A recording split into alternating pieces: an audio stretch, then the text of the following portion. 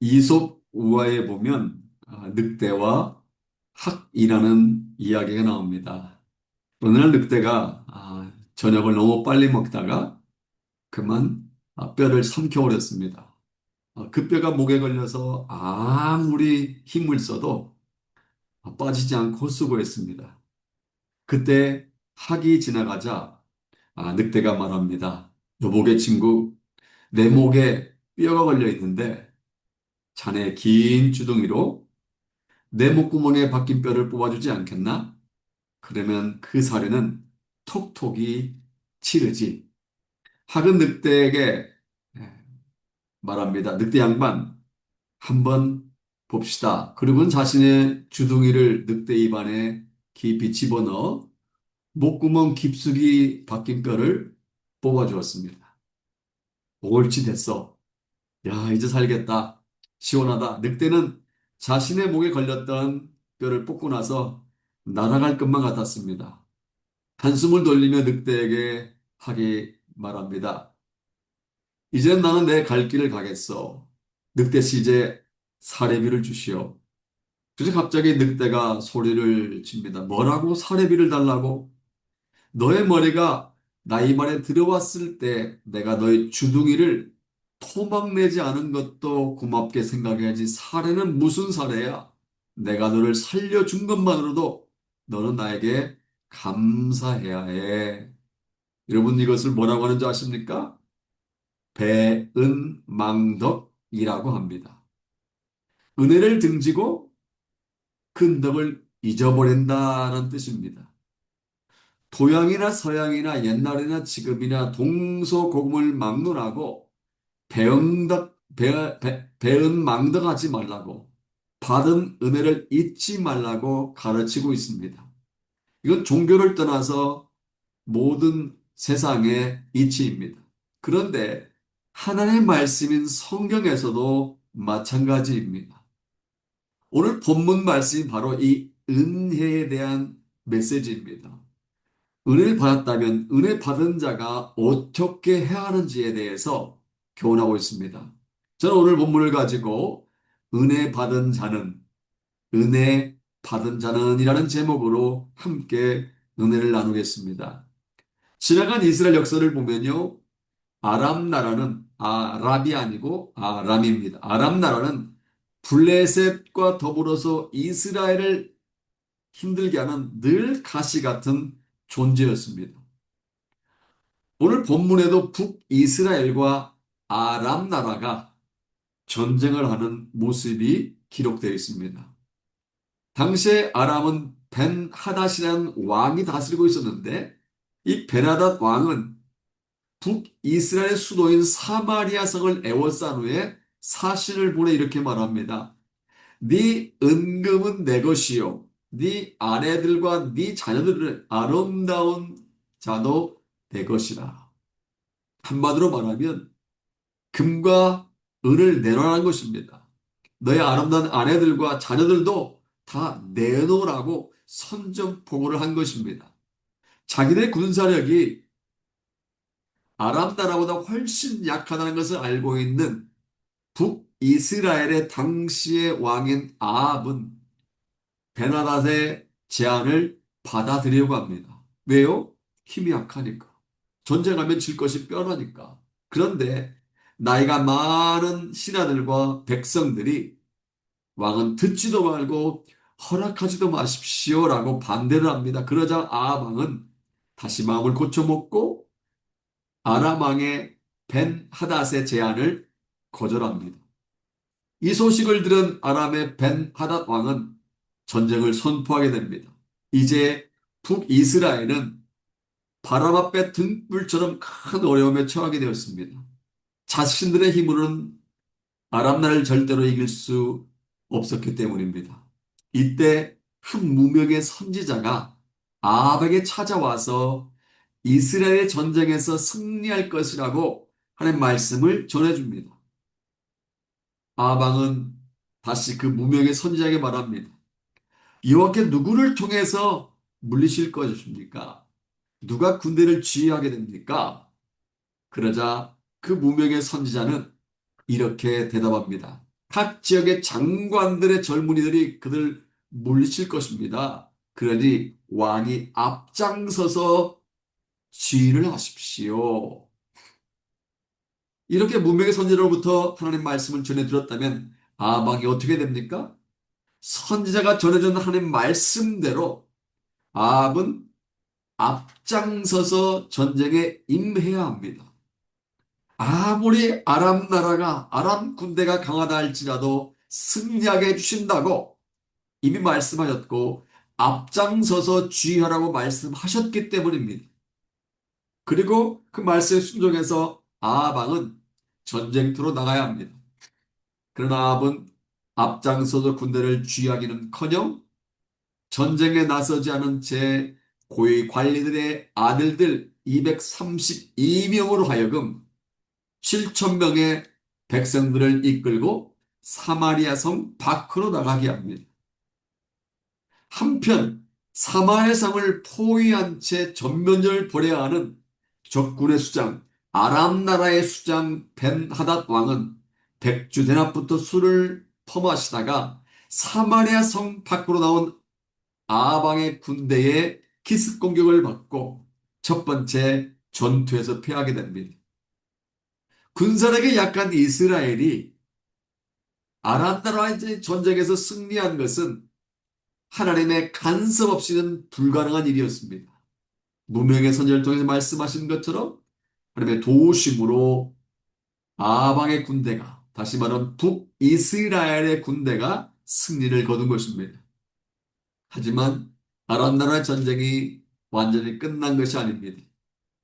무명의 선지자는 아람 나라의 재침공을 경고하면서 2차 전투를 준비하라고 아방에게 충고합니다. 아니나 다를까?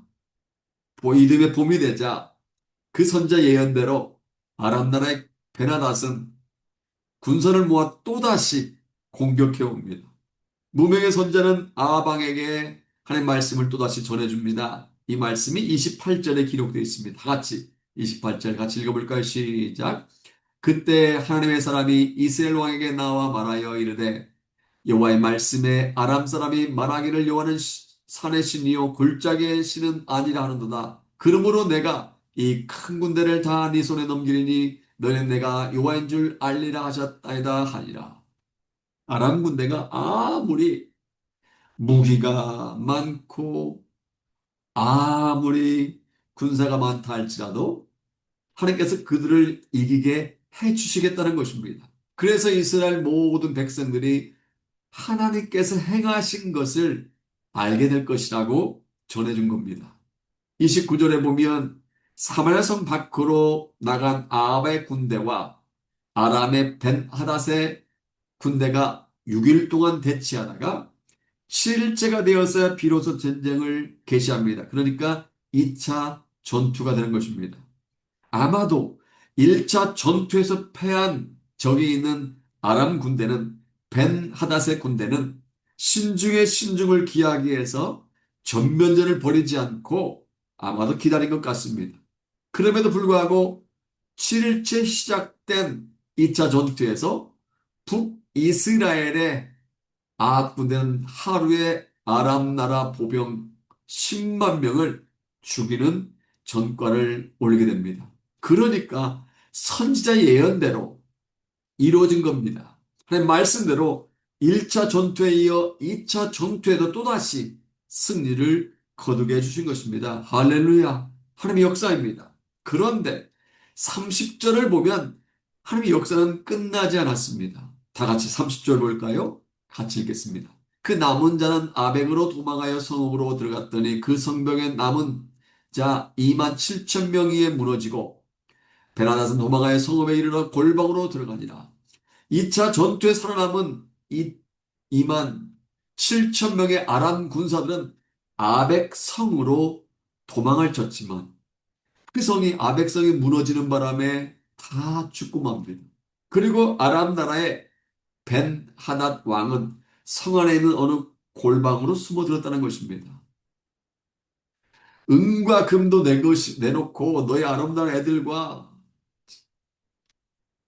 아내들도 내놓으라고 큰 소리를 쳤던 이 아람의 벤 하닷이 오히려 북이스라엘에게 죽임을 당한 신세가 된 것입니다. 이제 구걸을 하게 됩니다. 신하들이 벤 하닷에게 이스라엘에게 항복하자고 제안합니다. 항복을 해서 우리 살게 되자고. 이제 사이좋게 지내자고 항복하라고 제안을 말합니다. 베나랏 왕은, 아람 왕은 신하들의 제안대로 굵은 배로 허리와 머리에 동인채로 아합을 찾아와서 이스라엘로부터 빼앗은 모든 성읍들을 다시 되돌려 주겠으니 생명만은 살려달라고 간청을 합니다. 그때 아합 왕이 어떻게 안주하십니까? 하나님께 기도했을까요? 하나님, 두 번씩이나 아람 나라 전쟁의 승리를 거두게 해주셨는데 제가 어떻게 하면 좋겠습니까? 베나다시 저렇게 살려달라고 제안을 애원하는데 살려줄까요? 아니면 죽일까요? 라고 하나님께 물어보았을까요? 아닙니다. 그렇게 하지 않았습니다. 다 같이 34절 보겠습니다. 벤 하단 왕이 베나다 왕께 아뢰되 내 아버지께서 당신의 아버지에게서 빼앗은 모든 성읍을 내가 돌려보내리다. 또 내 아버지께서 사마리아에서 만든 것 같이 당신도 다메섹에서 당신을 위하여 거리를 만드소서. 아비르되 내가 이 조약으로 인해 당신을 노리라고 이에 더불어 조약을 맺고 그를 왔더라. 여기에서 눈여겨볼 말씀이 있습니다. 이에 더불어 조약을 맺었다. 이 부분입니다. 아합은 자기가 어떻게 해야 하는지 하나님께 묻지 않은 것입니다. 아람왕 벤 하닷이 살려달라고 모든 것 다 돌려주겠다 라고 간청하자 그는 마치 자신이 자비로운 왕인 것처럼 그와 벌컥 조약을 맺은 것입니다. 하나님께서 도와주셔서 아람과의 전쟁에서 두 번씩이나 승리했음에도 불구하고 아합은 자신이 잘나서 승리한 것처럼 우쭐 대며 조약을 맺은 후에 베나닷을 살려줍니다. 결국 그런 선지를 통해서 하나님의 책망을 받게 됩니다. 본문에 등장하는 북이스라엘 왕 아합의 이야기를 통해서 우리는 한 가지 교훈을 발견할 수 있습니다. 하나님의 은혜를 입었다면, 하나님의 손길을 체험했다면, 하나님의 역사를 체험했다면 아합처럼 그 사실을 망각해서는 안 된다는 것입니다. 주위에 보면 하나님의 은혜로 말미암아 복음을 듣고 구원받았음에도 불구하고 하나님의 은혜를 망각하는 사람들이 있습니다. 하나님의 은혜로 말미암아 몹쓸 병을 고침받았음에도 불구하고 그 사실을 까마득하게 망각하는 사람이 있는가 하면 인간의 힘으로 해결할 수 없는 문제를 하나님의 은혜로 해결했음에도 불구하고 하나님의 역사로 말미암아 영주권을 얻었음에도 불구하고 아방처럼 자기가 잘나서 선택을 잘해서 운이 좋아서 된 것으로 착각을 하는 사람들이 많이 있습니다. 이것을 뭐라고 하지 않습니까? 은혜 불감증에 걸렸다고 합니다. 은혜 불감증에 걸려서 하나님의 은혜를 값싼 싸구려로 전락시키는 사람들이 많이 있습니다. 오스카 와일드가 쓴 책에 이러한 의미심장한 이야기가 나옵니다. 하나님 예수님께서 어떤 도시의 거리를 걷고 계셨습니다. 이때 한 청년이 동네 거리에 푸짐한 음식을 쳐놓고 술에 만취가 되어서 지나간 사람들이 욕을 하며 시비를 걸었습니다. 예수님이 다가와서 말합니다. 왜 이렇게 싸우느냐? 이때 청년이 말합니다. 나는 안진뱅이였는데 당신 나를 고쳐주셔서 건강한 몸으로 이렇게 기쁘게 살고 있어. 예수님은 아무 말씀 없이 묵묵히 그 자리를 떠나 가셨습니다. 얼마를 좀 더 지나다 보니까 한 여자가 화려한 옷을 입고 화장을 한 채로 지나가는 사람들을 유혹하고 있는 것이 보였습니다. 그의 겉모습은 영락없는 창녀였습니다. 그런데 그 뒤에는 젊은 청년이 그 창녀 뒤를 졸졸 따라가고 있었습니다. 이때 예수님이 젊은 청년에게 말합니다. 젊은이, 왜 그 여자를 따라가고 있어? 그 청년이 대답합니다. 난 한때 소경이었는데 당신이 내 눈을 뜨게 하셨어. 차라리 소경이었다면 이렇게 살지는 않았을 텐데. 이번엔 예수께서 여자에게 묻습니다. 여자여, 왜 그렇게 사십니까? 여인이 이렇게 항변합니다. 나는 이전에 죄인이었지만 당신이 내 죄를 용서해 주시지 않았습니까? 그래 나는 더 이상 죄인이 아니잖아요. 이 비유에 나오는 등장인물들은 모두가 하나님의 은혜, 주님의 은혜를 입었지만 그 은혜를 값싼 싸구려로 전락시킨 사람들입니다. 오늘 본문에 등장하는 북이스라엘 왕 아합이 그랬습니다. 그는 하나님의 은혜를 두 번씩이나 경험했음에도 불구하고 그 은혜를 까마득하게 잊어버렸습니다. 그리고 어찌하여 덜컥 아람 왕 벤하닷과 조약을 맺어버린 것입니다. 그리고 풀어준 것입니다. 그 결과 어떻게 된 줄 아십니까? 지난주 금요일 공동체 성경 읽기에서 열왕기상 22장을 살펴본 것처럼 그 인생에서 가장 큰 어려움을, 아니 비참한 말로를 겪게 됩니다. 미가야 선자가 올라가서 싸우면 아람 나라에게 빼앗겼던 길랏 라못을 다시 찾아올 수 있겠지만 지휘관의 죽음으로 말미암아 남은 병사들이 목자 없는 양같이 흩어지게 된다고 예언합니다. 그러니까 하나님의 은혜로 1차 전투, 2차 전투에서 승리했고 다시 3차 전투를 벌이게 되는데 빼앗겼던 길랏 라못은 되찾아올 수 있지만 리더는 죽게 된다고 예언한 것입니다. 하나님의 말씀을 소중히 여기는 사람 같으면 미가야 선자를 통해서 주신 하나님의 말씀을 기억하고 아람 나라와의 전쟁을 멈추고 하나님의 때를 기다려야 됩니다. 하지만 두 번이나 전쟁에 승리를 거둔 아합은 기고만장해서 미가야 선자를 통해서 주신 하나님의 말씀을 무시해 버립니다. 그러자 미가야 선자 다시 한번 말합니다. 아람과의 전쟁을 하게 되면 아방의 죽음을 당한다. 하나님 말씀을 전해준 것이지요. 아합은 화가 나서 내 말씀을 전해준 그 미가야 선자를 옥에 가두어 버립니다. 하지만 북이스라엘 왕 아합은 미가야 선자의 예언이 마음에 걸려서 연합군을 형성한 유다 왕 여호사밧에게 한 가지 제안을 합니다. 나는 변장하고 전쟁터로 들어가려 하노니 당신은 왕복을 입으십시오. 아마도 아합 왕은 적군인 아람 나라의 정보를 미리 알고 있었던 것 같습니다. 아람 왕의 특수훈련을 받은 병사들로 하여금 자신을 살해하려는 계획을 세워놓았다는 것을 이 아합 왕이 알고 있었던 것 같습니다. 그래서 가만히 있다가는 자신이 32명의 특공대원들에게 죽임을 당할 것이 뻔하기 때문에 한 가지 꾀를 쓴 것입니다. 북이스라엘리 왕 아합은 유다의 여호사밧 왕에게 왕복을 입은 채로 전쟁터로 나가게 하고 자신 일반 사병의 복장을 합니다. 아합은 변장했기 때문에 이제 안심을 했을 것입니다. 혹시 아람의 특공대원들의 공격을 받나 할지라도 여호사밧 왕, 저 남유다의 여호사밧 왕에 초점을 맞추게 하고 자신은 편안하게 목숨을 부지하면서 전쟁을 하겠다는 속셈이었습니다. 그런 남유다의 여호사밧 왕은 죽게 하고 자기만 살려고 잔머리를 굴린 것입니다. 여러분, 아방의 계획이 성공했을까요? 아닙니다.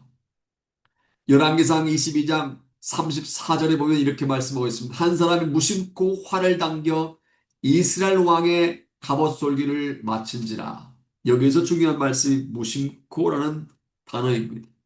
당시 병사들은요, 가슴을 보호하기 위해서 쇠로 만든 갑옷을 입었는데, 갑옷은 조그마한 쇠붙이를 연결해서 이어서 만듭니다. 그런데 여기서 언급한 갑옷 솔기란 가슴을 덮는 갑옷을 연결하는 부분의 작은 이음새를 말합니다. 예를 들어 500원짜리 동전과 동전을 연결해서 만들었다면 이 사이 이음새를 말합니다. 그러니까 어느 아람 병사가 무심코 그냥 활을 쏘았는데 그 화살이 아방 왕이 입고 있던 쇠 갑옷의 작은 이음새 부분을 파고들어 정확히 아합의 가슴에 꽂혔다는 것입니다. 사실 그 화살은 아방을 정확하게 조준해 쏜 화살이 아닙니다. 그냥 무심코 쏘았는데 그 화살이 갑옷의 염치를 뚫고 아방의 가슴에 꽂힌 것입니다. 이것을 언뜻 보면 우연하게 벌어진 일이라고 생각이 되지만 사실은 우연한 일이 아닙니다. 이미 미가야 선지자의 예언대로 하나님께서 역사하신 화살이었습니다.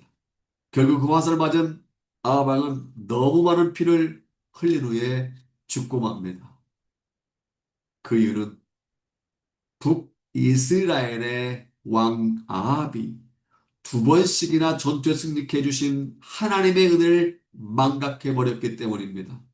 은혜를 받았으면 하나님의 역사를 체험했으면 은혜 받은 자답게 역사를 체험한 잡게 행동해야 하는데 그렇지 못하고 잔머리만 계속 굴리다가 인생을 끝내버리고 만 것입니다.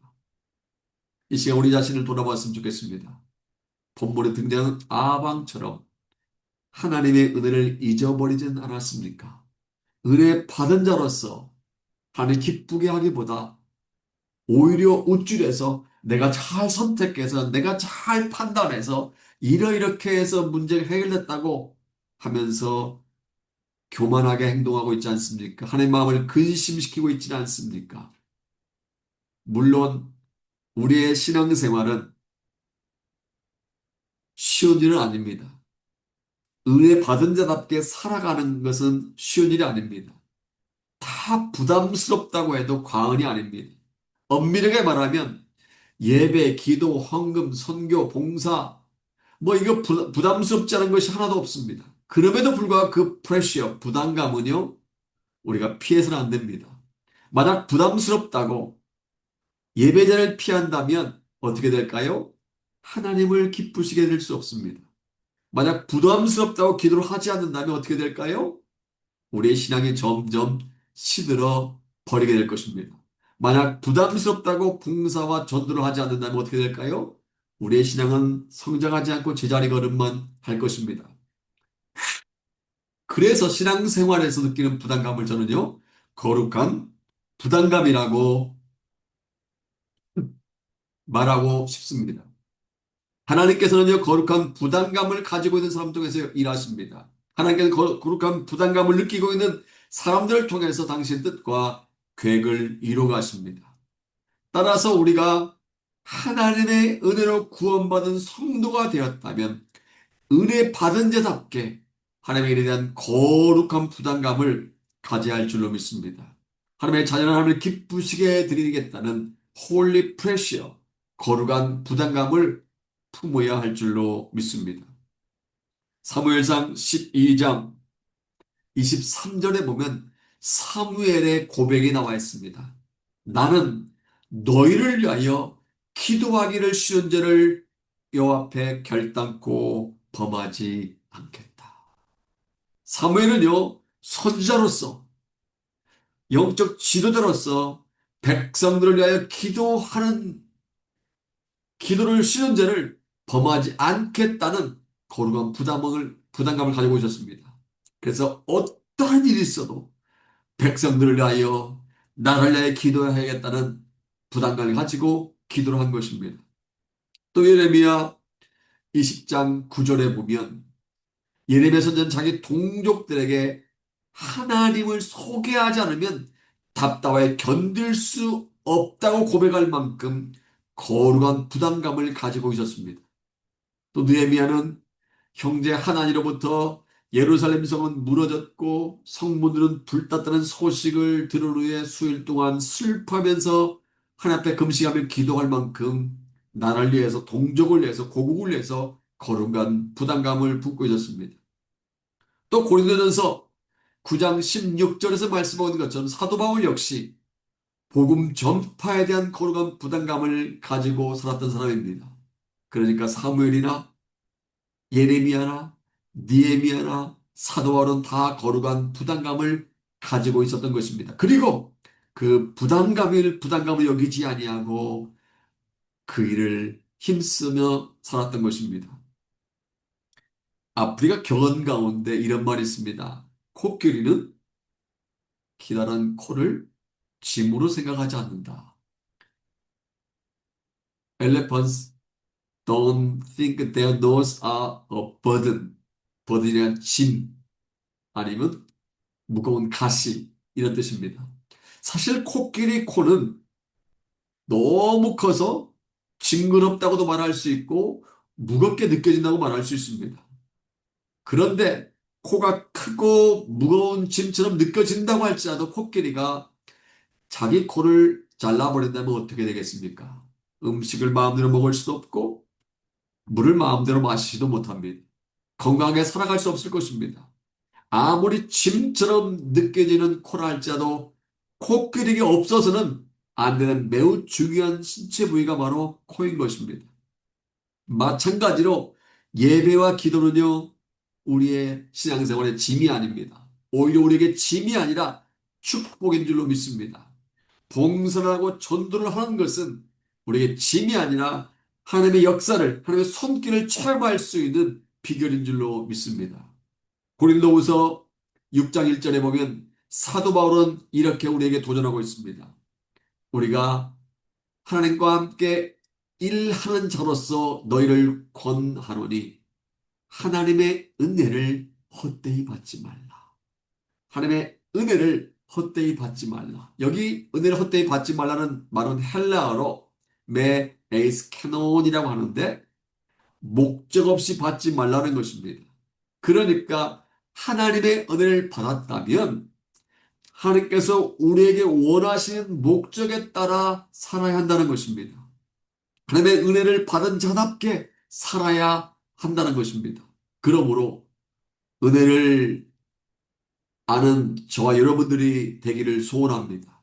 은혜를 기억하며 은혜 받은 자답게 살아가는 저와 여러분 되기를 소원합니다. 사랑하는 아버지가 여러분, 이제 한 가지 이야기를 소개하고 말씀드리겠습니다. 전에 한번 소개한 적이 있어서 기억하시는 분이 계실지 모르겠습니다. 라이언 일병 구하기라는 제목의 유명한 영화입니다. 라이언 일병 구하기라는 영화입니다. 한 어머니가 아들 넷을 낳았습니다. 이들 모두가 군인이 되었는데 2차 세계대전에서 네 아들 중 무려 세 아들이 전사하고 말았습니다. 그리고 나머지 한 아들 한 명도 적에게 포위되어 언제 죽을지 모르는 위급한 상황에 처하게 되었습니다. 루스벨트 대통령에게 이 사실이 보고됩니다. 루스벨트 대통령은 국무회의를 열어 이렇게 결정을 내립니다. 라이언 일병만은 어머니 품에 안겨줍시다. 라이언 일병만은 어머니 품에 안겨줍시다. 그래서 미 국방부는 존 밀러라는 대위와 또한 8명의 특공대를 조직합니다. 그래서 라이언 일병 구하기 작전에 돌입을 하게 됩니다. 9명의 특공대는 적진 깊숙이 들어가서 어렵게 라이언 일병을 찾게 됩니다. 그리고 라이언 일병을 구하기 위해서 작전에 돌입했지만 안타깝게도 무려 8명의 대원들이 다 죽고 맙니다. 마지막으로 특공대장인 밀러 데이가 총에 맞아 쓰러졌는데 숨을 거두면서 라이언 일병에게 이렇게 말합니다. 라이언 꼭 살아서 돌아가. 그리고 잘 살아야 돼. 라이언 꼭 살아서 돌아가. 그리고 잘 살아야 돼. 수십 년이 흘러 라이언 일병이 백발의 노인이 되었습니다. 그는 아내와 자녀들을 데리고 자기를 구하다가 적군의 총에 세상을 떠난 밀러 데이의 묘를 찾아갑니다. 그리고 그 앞에서 이렇게 말합니다. 데이님, 데이님이 하신 말씀을 매일 생각했습니다. 나는 데이님이 하신 말씀을 하루도 잊지 않고 살았습니다. 대님의 희생이 헛되지 않게 보이기 위해서 노력했습니다. 지금으로부터 2000년 전 우리를 대신하여 십자가에 못 박혀 돌아가신 예수님께서 이렇게 말씀하십니다. 잘 살아야 돼. 조목사야, 잘 살아야 돼. 김집사야, 잘 살아야 돼. 이영재야, 박자매야 잘 살아야 돼. 여러분, 우리에게 이렇게 간곡히 말씀하시는 주님의 음성을 들을 수 있는 영적인 귀가 열리기를 바랍니다. 본문에 등장하는 아방처럼 은혜 불감증에 걸려 은혜를 망각하지 말고 날마다 베풀어 주신 하나님의 은혜를 기억하며 은혜 바로잡게 살아가는 저와 여러분 되시기를 주님의 이름으로 축복합니다. 아멘.